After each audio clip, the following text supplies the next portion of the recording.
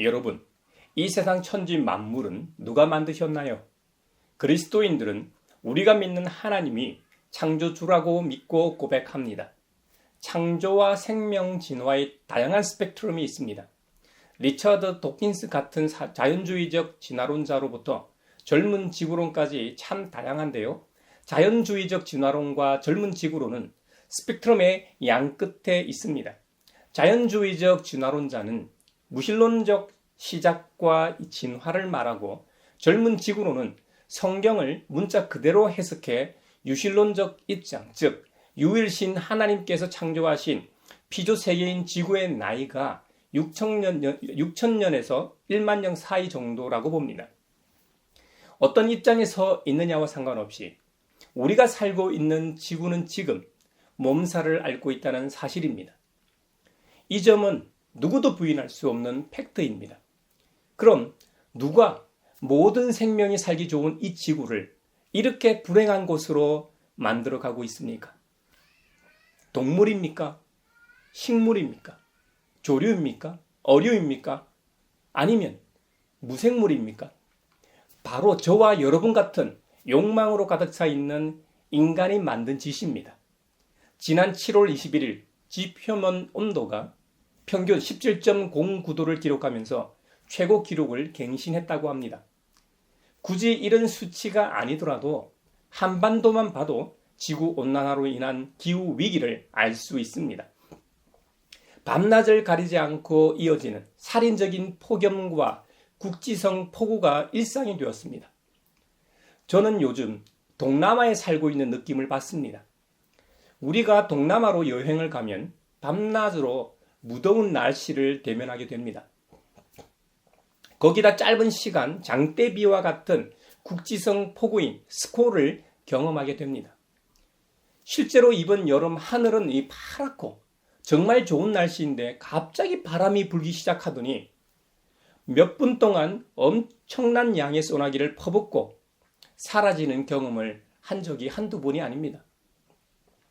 우산 없이 돌아다니다 국지성 폭우로 인해 흠뻑 비를 맞고 온몸이 젖은 적도 있지요. 작년만 해도 밤에는 창문 열고 자면 그래도 잠을 이룰 수 있었는데, 올해는 밤에도 에어컨을 계속 틀어야만 잠을 청할 수가 있었습니다. 물론 전기절약 차원에서 에어컨을 껐다 켰다 하는 것보다 짧은 시간에 빨리 집안 온도를 낮추고 그 다음에는 온도를 27도, 28도로 올려 송풍으로 해놓으면 실외기가 돌아가지 않기 때문에 전기세도 아끼고 자연도 지키면서 시원하게 보낼 수 있다는 것은 모두가 잘 아는 얘기입니다. 저마다 올여름 밤잠을 설친 경험이 있을 겁니다. 여러분도 이런 현실을 통해서 기후위기를 절감하셨을 겁니다. 이런 현상이 한반도에만 나타난 이 현상이 아닙니다. 세계 곳곳에서 가뭄과 홍수, 폭설, 지진과 화산 폭발 등 자연재해가 자주 발생합니다. 더 잦아지고 더 강력해진 태풍으로 인한 피해가 가중되고 있습니다. 이런 현상은 유독 없는 자들에게 피해가 더 큽니다. 우리가 사는 지구는 왜 이렇게 됐을까요? 성장과 이윤, 편리만을 추구한 결과입니다. 현대인의 삶을 위해 더 많이 생산하고 더 많이 소비하고 더 많이 폐기하는 우리의 삶의 방식이 하나님의 창조 세계를 병들게 했다는 말입니다. 오늘부터 11월 말까지 우리 교회는 환경지킴이로서 세계 교회와 함께 창조주를 지킬 겁니다. 창조주는 1989년 정교회에서 창조를 위한 기도의 날로 선포하고 먼저 기념했습니다. 세계교회협의회는 이 특별한 시간을 9월 1일에서 10월 4일까지 만드는 데 역할을 했고, 세계 그리스도 교인들은 이 창조절 절기를 연례 달력의 일부로 받아들였습니다. 2015년에는 로마 가톨릭 교회가 이 창조절을 공식화하기에 이릅니다. 창조절의 시작일인 9월 1일은 정교회에서 제일 먼저 창조를 위한 기도의 날로 선포한 날이라 이해가 가는데, 그렇다면 창조절의 마지막 날로 왜 10월 4일을 정했는지 궁금하실 겁니다. 10월 4일은 전 세계 모든 그리스도교 교파에서 사랑받는 생태학의 수호성인 아시시의 성 프란치스코의 축일이기 때문입니다. 새와도 대화를 나눈다는 그분 맞습니다. 한 달 동안 이어지는 이 축제 동안 전 세계 22억 명의 그리스도 교인들이 우리의 공동의 집인 지구를 돌보기 위해 함께 할 것입니다. 가양교회는 실천적 사명 중 하나인 친환경 녹색교회로서 그 정체성과 사명을 다하기 위해 10월 4일까지가 아니라 대림절 전까지 연장하여 기후정의와 생태정의의 사도의 사명을 다하고자 하는 것입니다. 가양교회를 비롯하여 이 세상에 존재하는 모든 교회는 그리스도의 몸된 교회임을 자각하여 창조 세계의 탄식과 울부짖음에 귀 기울여야 합니다. 하나님의 창조 세계를 잘 보존하고 관리해야 할 청지기임을 망각하면 안 됩니다. 이 존귀한 사명을 망각한 채 창조 세계를 이윤 창출의 도구로만 삼아온 죄악을 회개하고 지금 즉시 창조의 거룩한 목적대로 돌이켜야 합니다. 기후위기와 지구온난화에 직면한 지금 세계 여러 나라와 국제기구에서 심도 있는 대응과 노력들이 오늘날 주요한 이 소식으로 다루어지고 있습니다. 실효성 있고 진일보한 행동은 없지만 그래도 우리 모두 안전하고 지속 가능한 세상에서 살기를 바라고 무엇보다 후손들에게도 그러한 세상을 물려주고자 하는 인간 본성에서 우러나오는 자연스러운 현상일 겁니다. 인간은 자연 생태계 안에서 최상위 포식자가 아닙니다. 거듭 말씀드리지만 인간은 공동의 지배 관리자이며 청지기입니다. 마치 정원사처럼 정원을 잘 가꾸지 않으면 정원은 엉망이 되고 멋진 모습을 잃게 됩니다. 산업혁명 이후 우리 선조들과 우리가 저지른 반창조 질서 행위로 인해 우리가 감당해야 할 고통은 우리에게서 끝나지 않습니다. 사랑하는 우리의 후손들에게까지 이어질 수밖에 없다는데 그 심각성이 더 큽니다. 기후 정의를 이루는 일은 시민사회나 국가, 국제적으로 연대하고 협력해야 하는 일이지만 누구보다도 어떤 단체나 기관보다도 하나님의 청지기로 부름받은 교회가 감당해야 할 가장 절박한 사명입니다. 오늘 본문인 야고보서와 마가복음에는 대조적인 부분이 있습니다. 야고보서에는 우리를 포함하여 창조 세계를 위한 온갖 좋은 선물과 모든 완전한 은사는 이 땅의 것이 아니라 위의 하늘에서 온다고 말씀합니다. 반면 마가복음에서는 이 세상을 더럽히는 나쁜 생각은 하늘이 아니라 사람의 마음에서 나온다고 말씀합니다. 음행과 도둑질과 살인과 간음과 탐욕과 악의와 사기와 방탕과 악한 시선과 모독과 교만과 어리석음이 이 나쁜 것이라고 주님을 말씀하셨습니다. 이 모든 것들은 죄로 인한 것들입니다. 이런 것들은 이 사회를 좀먹고 불신 사회로 만들고 더불어 함께 살아가지 못하게 하는 원인들입니다. 바로 내부에 있는 악한 욕망에서 비롯된 죄와 사망이 결국 하나님의 창조 세계를 파괴하고 있습니다. 예수님은 하나님의 계명을 버리고 사람의 전통을 지키고 있다고 지적하십니다. 하나님의 계명은 특히 마음을 다하고 성품을 다하고 힘을 다하여 주 여호와를 하나님을 사랑하라는 계명을 말합니다. 하나님의 계시에 의한 율법을 가리킵니다. 예수님께서는 하나님의 거룩한 계명이 인간이 만든 계율, 법규, 규칙에 의해 잘못 해석되는 것을 용납하지 않으셨습니다. 바리새인들은 사람의 전통을 지키기 위해 하나님의 율법이 지닌 진정한 정신을 저버렸습니다. 마음으로 하나님을 경외하지 않고 하나님의 계명을 무시했습니다. 여기서 예수님께서 지적하시는 계명은 하나님에 대한 사랑과 더불어 사람에 대한 사랑임을 정의해 주십니다. 이 둘은 분리될 수 없는 것입니다. 복음서에서 여러 번 말씀하셨듯이 이웃을 내 몸과 같이 사랑하라고 말씀하셨습니다. 각자의 몸 같이 말입니다. 바리새인들은 하나님의 계명을 지켜 자유와 기쁨을 누리도록 사람들을 인도한 것이 아니라 자기네들이 만든 계율이라는 무거운 짐을 지움으로써 오히려 인간을 지배하고 속박했습니다. 바리새인들은 예수님의 제자들 가운데 몇 사람이 부정한 손, 즉 씻지 않은 손으로 빵을 먹는 것을 보고 지적했습니다. 그들은 장로들의 전통, 자신들이 만들어 놓은 규례대로 이 손을 씻지 않고서는 음식을 먹지 않았습니다. 또 시장에서 돌아오면 온몸을 정결하게 하지 않고서는 먹지 않았습니다. 이 외에도 그들이 전에 받아 지키는 계율이 참 많았습니다. 예수님께 당신의 제자들은 왜 전통을 지키지 않느냐고 한 바리새인들의 질문에 대해 예수님은 외식하는 그들을 오히려 비판하셨습니다. 실제로 마음으로는 하나님을 경외하지 않으면서 헛된 예배만 드리는 위선자들이라고 지적했던 것이죠. 이 말씀을 우리에게 적용한다면 우리가 하나님을 사랑한다고 말하면서 말이죠. 실제로 이웃을 주님의 명령과 같이 내 몸과 같은 정도는 아니더라도 사랑하지 않는다면 우리 역시 위선자입니다. 우리의 이웃은 인간을 포함하여 하나님께서 창조하신 모든 피조 세계를 포함합니다. 왜냐하면 우리에게 창조 세계를 위임하시고 그 세계를 잘 관리하고 보존하라고 청지기 사명을 주셨기 때문입니다.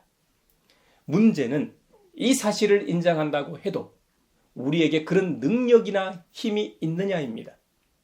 답은 있다입니다. 우리 스스로에게 있다는 의미는 아니고 야고보 사도의 증언처럼 하늘의 힘을 얻어 할 수 있습니다. 할렐루야.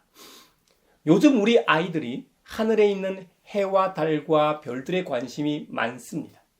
밤하늘에 떠 있는 큰 달과 작은 별빛이 신기한가 봅니다. 어른이 되면 사는 게 힘들고 바빠 눈을 들어 위를 볼 일이 별로 없습니다. 힘들수록 어깨는 축 처지고 머리는 아래를 향하게 됩니다. 오늘을 살아가는 삶이 얼마나 고단한가를 잘 보여주는 모습일 겁니다.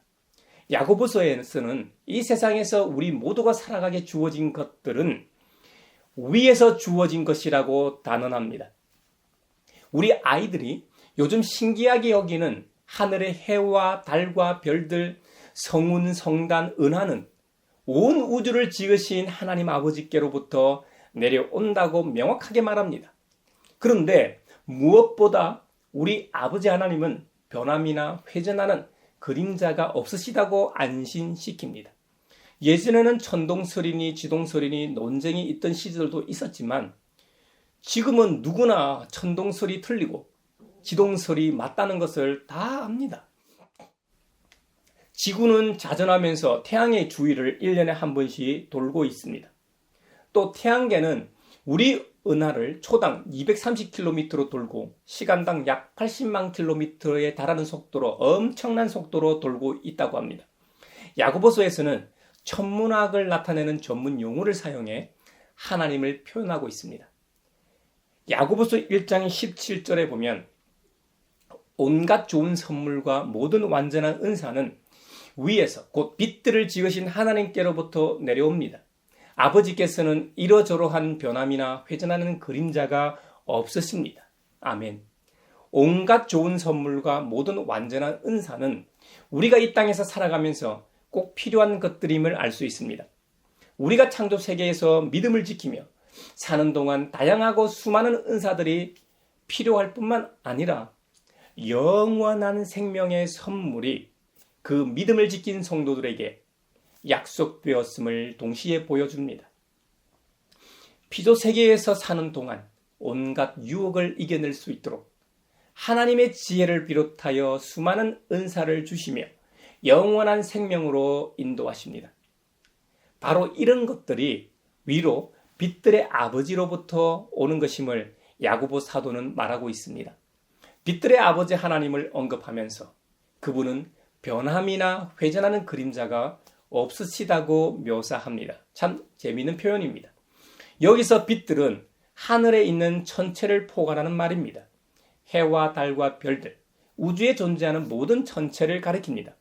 빛들의 아버지라고 칭할 때 그 말은 우주적인 아버지, 모든 천체를 창조하신 아버지 하나님을 지칭합니다.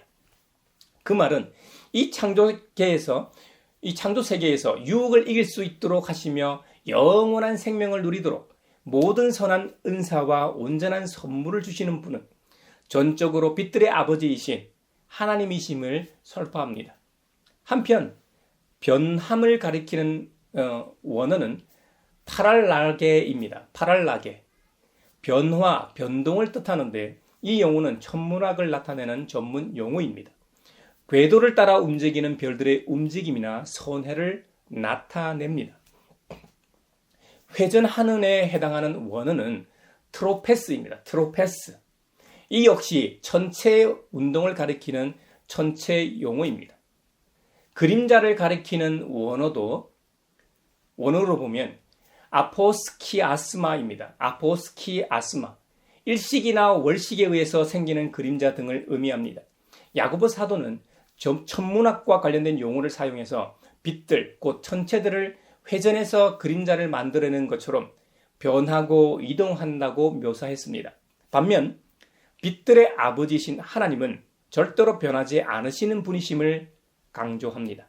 그러니 그분에게서 비롯된 은사들과 선물들은 빛들과 같아서 결코 소멸되지 않습니다. 그늘을 만들어 내지도 않습니다. 빛들의 아버지이신 하나님으로부터 내려오는 그것을 막을 방법도 없습니다. 야고보서는 행함이 있는 믿음을 설파합니다. 그 중에서도 특히 혀를 특정지어 강조합니다. 오늘날 우리가 살아가는 세상은 소셜미디어, 온라인 거래에 의존한 시대입니다. 폰이 없으면 아무것도 못하는 지경에 이르렀습니다. 여러 가지 알고리즘에 의해 통제되고 있는지도 모릅니다. 서로 연결되어 있는 것 같지만 실상은 단절되어 있고 옆집에 누가 죽어도 미라가 되었어야 발견되는 사회입니다. 또 기존 레거시 미디어의 타락과 불신으로 인해 새로운 미디어 세계의 다양성은 참 반길 일이지만 유튜브나 여러 플랫폼에 의해 거짓 주장과 선동, 가짜의 홍수 속에 조종당할 위험에 처해 있기도 합니다. 물론 유용한 영상들도 있지만 뭐가 뭔지 분별하기가 어렵고 내가 신뢰하는 사람이 혹 잘못된 정보를 전달한다 해도 그대로 믿을 가능성이 높죠. 그런 면에서 위험하다고 표현한 것입니다. 이 모든 미디어는 다 혀와 관련되어 있습니다. 우리는 말 한마디로 사람을 살리기도 하고 반면에 사람을 죽일 수도 있는 사실을 간과해서는 안 됩니다. 우리는 사람을 살리는 사랑의 언어를 사용해야 합니다. 할 수만 있다면 긍정적인 말을 하고 부정적인 말은 하지 않도록 우리의 입을 제어해야 합니다. 또 한 가지 더 하나님 아버지께서 보시기에 깨끗하고 흠이 없는 경건에 대해 언급하고 있습니다. 여러분 궁금하지 않습니까? 도대체 어떤 경건의 모양이 우리 아버지 하나님께서 깨끗하고 흠이 없다고 인정하시는 경건일까요?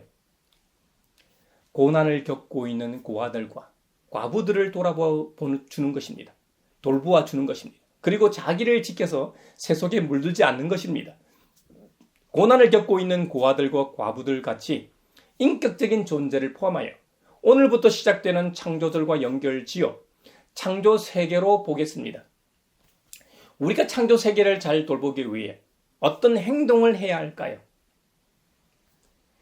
2024 창조절 주제는 창조 세계와 함께 희망하고 행동하기입니다. 심각한 기후 위기의 현실 앞에 기후 정의를 함께 희망할 수 있도록 은혜를 베푸셨습니다. 할렐루야. 이제 기후 정의를 이루기 위해 함께 행동해야 합니다. 아멘. 그러기 위해서는 먼저 창조주 하나님께서 창조하신 이 모든 창조 세계가 인간만을 위해 창조된 대상이 아님을 자각해야 합니다. 동료 피조물로서 인정하고 서로 연결되고 협력하도록 부름받은 대상임을 깨닫고 인정해야 합니다. 그래야만 기후 정의와 생태 정의가 실현될 수 있습니다. 우리는 자연 세계에 대한 신학적 존중, 경외심, 책임감, 상호 의존성을 인정해야 합니다. 로마서 말씀처럼 피조 세계가 해산의 고통 가운데 탄식하고 있음을 알아야 합니다. 산업혁명 이후 지금까지 개인과 기업, 국가와 국제사회에 이르기까지 창조 세계를 창조 하나님으로부터 받은 선물로서 우리가 잠시 사용하다 잘 보존하여 다음 세대에 물려줘야 할 대상으로 인식하지 않고 우리의 이익과 유익을 위한 자원으로 이해하고 있음을 보아왔고 그 결과 엄청난 기후 위기가 닥쳤습니다. 지금까지 우리 인류는 피조 세계를 인류가 소비하고 학대해도 되는 대상으로 인식하고 대해왔습니다. 아시시의 성 프란치스코는 이를 잘 이해했습니다. 그는 피조물의 창가에서 지구를 우리의 자매와 어머니로 언급합니다. 자매, 어머니로 말입니다. 우리가 지구를 돌보지 않는데 어떻게 어머니 지구가 우리를 돌볼 수 있겠습니까? 창조 세계는 우리의 이기심과 어머니 지구에게 해를 끼치는 지속 불가능한 행위로 인해 지금 신음하고 있습니다. 인류를 포함한 지구 형제자매인 모든 종류의 생물이 기후위기와 생물 다양성의 상실, 인류의 고통뿐만 아니라 창조 세계의 고통을 초래하는 우리의 파괴적인 행동의 결과들로 인해 울부짖고 있습니다. 그럼에도 불구하고 아직은 더 나은 미래에 대한 희망과 기대가 있습니다. 행동하는 가운데 탄식하고 울부짖으면서 새로운 생명을 위해 적극적으로 노력하는 것을 의미합니다. 우리가 더 나은 미래를 위해 행동하는 것은 우리 주 예수 그리스도께서 우리의 죄로 인하여 십자가에서 대신 죽으시고 죽음을 이기신 분임을 고백하기 때문입니다. 우리의 구조적 생태적인 죄는 지구와 우리 자신을 포함한 모든 생물에게 고통을 가했습니다. 우리는 우리의 태만과 무지뿐만 아니라 비현실적이고 이기적인 욕망을 충족하려는 끊임없는 욕구 때문에 창조 세계와 우리가 살아가는 세상에 많은 피해를 입혔음을 회개해야 합니다. 참여해야 합니다. 성 어거스틴이 한 말이 있습니다. 희망에게는 아름다운 두 딸이 있습니다. 그들의 이름은 분노와 용기입니다. 분노는 현실에 대한 분노이며 용기는 현실을 그대로 두지 않으려는 용기입니다. 신음하는 지구와 모든 생물의 울부짖음과 고통을 목격할 때 거룩한 분노가 우리를 정의를 향한 희망적이고 적극적인 용기로 인도하게 됩니다. 우리는 하나님의 아들이신 예수님께서 육신을 입으심, 곧 성육신이 우리에게 공경에 처한 세상을 마주하게 하는 지침을 제공한다고 믿습니다. 하나님은 우리가 살아가는 세상의 도전에 응답하는 노력 가운데 우리와 함께 계십니다. 아멘. 희망에 대한 행동은 그 결과가 당장 보이지 않더라도 우리의 행동이 의미가 있다는 믿음입니다. 희망은 혼자 행동하지 않습니다. 사도 바울은 로마인들에게 보낸 편지 앞부분에서 성장 과정과 희망의 긴밀한 관계를 다음과 같이 설명합니다. 인내는 연단을, 연단은 소망을 이룹니다. 할렐루야! 인내와 끈기는 희망과 밀접하게 연관되어 있습니다. 우리 모두가 희망으로 이끄는 인내와 끈기의 자질을 소유하길 바라며 축원합니다. 창조 세계는 하나님의 자녀들이 나타나기를 간절히 기다리고 있습니다. 그럼에도 불구하고 인간의 생각과 마음, 삶의 방식을 바꾸는 것에 대해 완고하기 때문에 완고하고 생태적 회심이 느리다는 것 또한 잘 알고 있습니다. 혹 우리가 지금 지구촌에서 일어나고 있는 모든 일을 온전히 이해하지 못할 수도 있고 창조 세계에 역사하시는 하나님의 방법을 이해하지 못할 수도 있습니다. 그러나 우리는 온 우주의 구속자이신 예수 그리스도, 우리 주님의 모범을 따라 구체적이고 지속적인 행동을 해야 합니다. 하나님의 자녀된 우리는 창조주 하나님의 능력을 믿으며 우리 스스로 작은 피조물임을 깨닫고 겸손한 자세로 하나님을 찬양하고 창조 세계의 형제 자매들을 사랑하며 그들과 함께 더불어 살아가야 합니다. 교회들마다 전국 방방곡곡, 민족과 열방, 세계 곳곳에서 기후 정의를 기원하는 간절한 기도 소리로 가득 차야 합니다. 교회의 거룩한 실천을 통해 온 천지가 생명과 보호, 공정과 돌봄을 실천하며 기후 정의를 이루어가길 바랍니다. 기후 정의를 이루기 위해 간절히 기도하며 실천하는 모든 교회와 성도들 위해 사랑의 하나님의 은총이 함께 하시길 바랍니다.